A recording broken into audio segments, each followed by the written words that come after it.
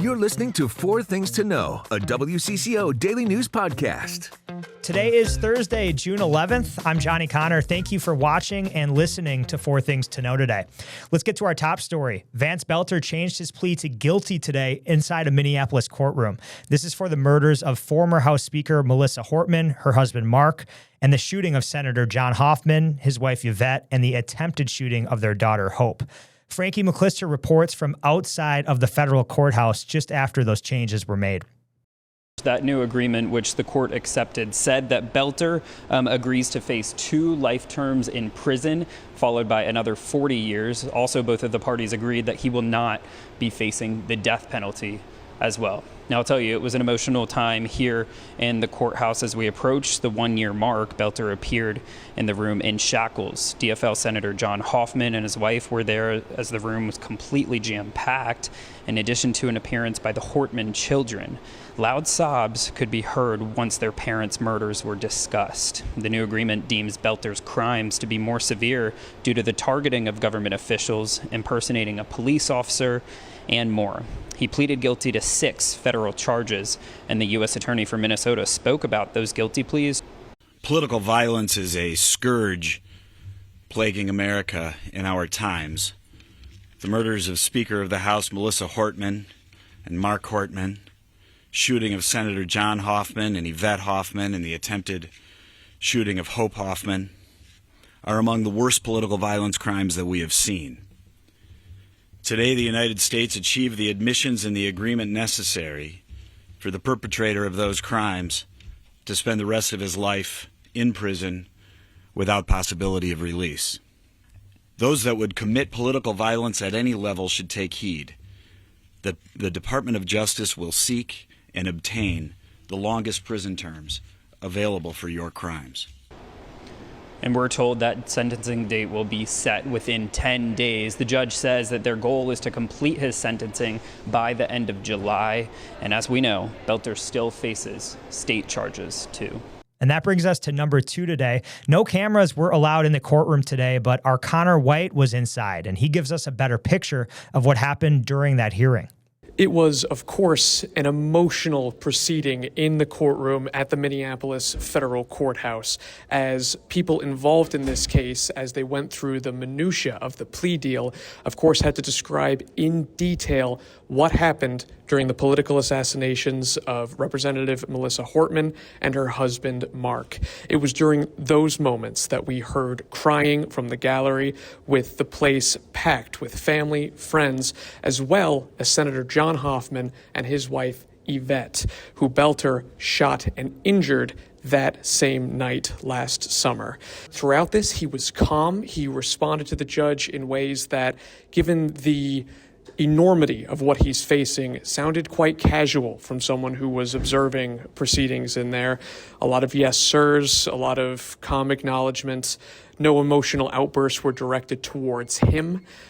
Family, victims, and Boelter himself will have an opportunity to make statements if they choose to during the sentencing hearing. Again, that's expected later this summer. And now to number 3, Connor was also inside the U.S. Attorney for the District of Minnesota's press conference today. That press conference followed the plea agreement. Connor asked Attorney Daniel Rosen about the satisfaction from other victims on what Boelter agreed to today. Often there could be a negative connotation to a plea agreement for some people who may feel that, you should be going after the absolute highest penalty possible. I noticed that you were speaking with Senator Hoffman as you came into the courtroom.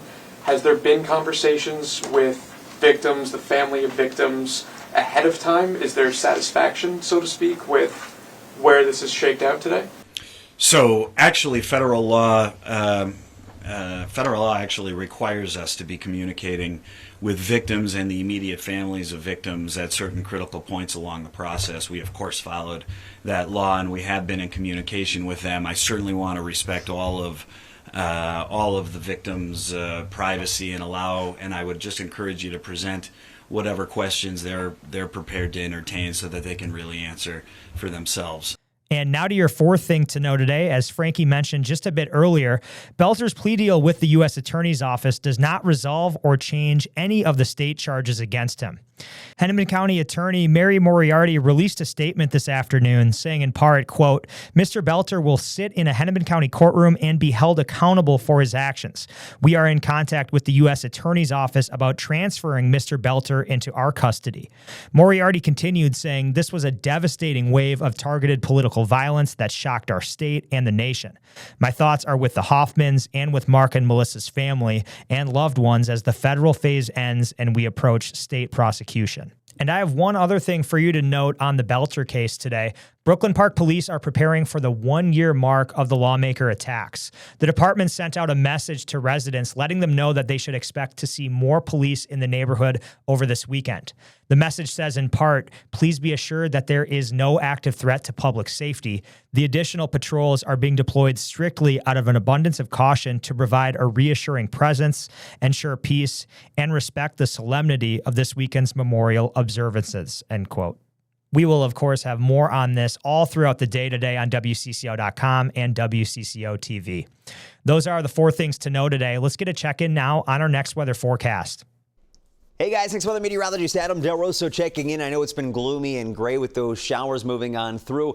They are going to be wrapping up once we get a little past dinner time. Clouds will be breaking up as we head into tonight as well. The other thing you notice, it is not nearly as sticky and humid as it has been the last several days. Temperatures will be falling through the 60s and into the upper 50s for our low temperatures tonight. Tomorrow we will have a lot of sunshine.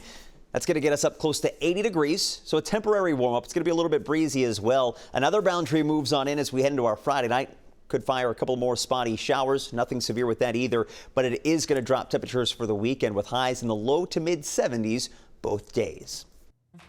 And now, here's more to know. A man who is on the FBI's most wanted fraudsters list is back in Minnesota. Prosecutors say Saeed Arig was involved in the Feeding Our Future fraud scheme, and after he was put on the most wanted list, he told U.S. authorities that he wanted to turn himself in.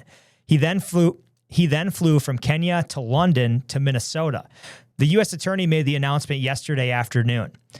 The attorney says Arig operated out of a grocery store in South Minneapolis, and over the course of a year, he submitted false reimbursement claims saying he served more than 3,000 meals twice a day, 7 days a week, and received over $4 million. Arig's wife pleaded guilty to 1 count of money laundering last year. She will be sentenced next week. To another story we're following today, we finally have some answers in a 30-year-old cold case. 27-year-old Denise Hartley was last seen in 1993 in St. Paul. On June 12th of that year, a severed head was found near Bone Lake in Scandia. The very next day, a foot was found in Pig's Eye Lake in St. Paul. And here's the update. Washington County Sheriff's detectives recently got a DNA sample from Denise's daughter. The Minnesota BCA was then able to identify the 1993 remains as being from Hartley.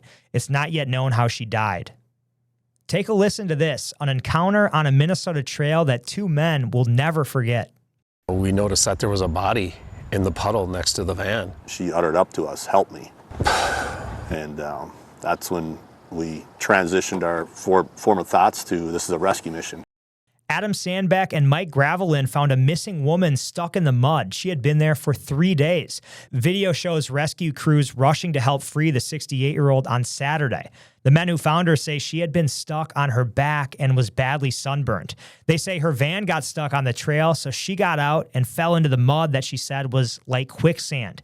This all happened east of Park Rapids, where the men have been riding their ATVs for the past decade. They say they almost always use the same trails, but not on Saturday. I've never mapped that trail in my life, ever. We changed everything, how we do everything, for some reason, and it had to be God. It had to be. The missing woman was about 100 miles away from her home. Police are trying to figure out why she was there. 500 concession workers at Target Field say they are ready to go on strike for 1 day.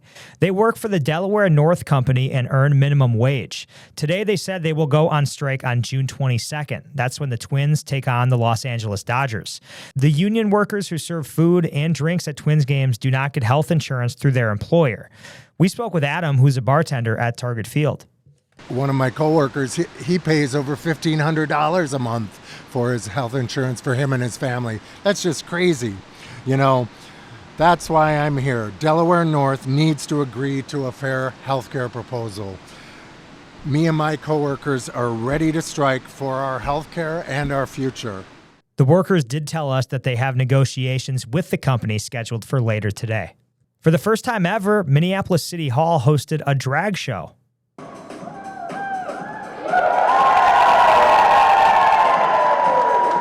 This morning's drag show was part of the kickoff to Pride Month.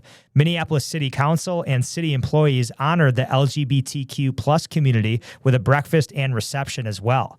And at this morning's council meeting, an honorary resolution was read to recognize this month as, quote, two-spirit, lesbian, gay, bisexual, transgender, queer, intersex, and asexual Pride Month in the city. Let's talk sports. Happening today, the World Cup officially kicks off.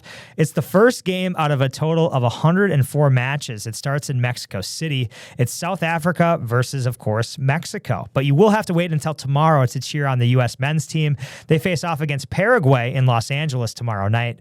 There are 16 host cities across North America for this year's tournament. This is a fun story we followed today. 10 youth Special Olympic athletes became pro basketball players. The Lynx signed them to one-day contracts, and they practiced with the team. This marks the 9th year the Lynx have signed what they call a Junior Lynx Dream Team. The Lynx say the program strives to build confidence and instill a passion for the game. The Dream Team will be recognized on court on Monday, July 6th. So if you have tickets when the Lynx host the Connecticut Sun that day, you will see them recognized on the court. What an NBA Finals last night. The New York Knicks came back from down 29 points, the greatest deficit overcome in Finals history. They can clinch the series tomorrow night in San Antonio. And to hockey, quickly, Stanley Cup Finals Game 5 tonight in Raleigh, North Carolina. Should be a good one. That series is tied up at 2 games apiece. It's time to take a breath with your Daily Bright Spot. This is such a great story. I was so happy when I read this morning. Of course, we are in the midst of mosquito season, but guess what? We have some good news for you today. We're not swatting as many mosquitoes away as normal right now. We've been lucky this year, and I actually noticed that on my deck last night. I did get a couple bites. Normally, I'd have much, much more for how long I was out there. Listen to this. There are 15 times fewer mosquitoes than normal right now. We spoke with Alex Carlson with the Metropolitan Mosquito Control District. He says dry conditions have kept floodwater mosquitoes from hatching. There's always time for mosquitoes to come back. If we do see rains in the coming weeks, then those numbers will start to rebound. And so when they don't get those rains, those eggs just build up and they don't hatch. And you can help keep the count low. All you have to do, make sure there's no standing water around your home to stop them from breeding on your property. Well, I'm Johnny Connor. This has been 4 Things to Know. We are here with the news you need every weekday afternoon by 3 o'clock. Thanks so much for listening today, for watching us on YouTube. We hope you have a great Thursday night. We'll talk to you tomorrow.